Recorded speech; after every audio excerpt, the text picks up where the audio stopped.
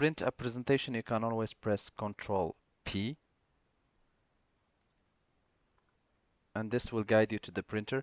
Otherwise, if this shortcut doesn't work for you, or you have this shortcut disabled, you can always click on File. You go to left side, sorry, and you select Print. And here you have different options. You can select the number of copies. You select the printer which you want to print with. For the moment, I will select the printer. And you can print all slides or print current slide. Printing all slides will print all the slides which contained in your presentation. And you can also click custom range from slide number 1 to slide number 5 or number 6, for example. And then you can select full page, or you can put 6 slides horizontal, or you can make sure to print multiple slides in one page.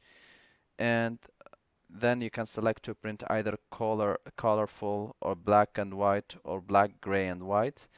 And you can even click edit header and footer to add additional settings, and you can just click print and in this little icon of the printer, and this should start the printing for you.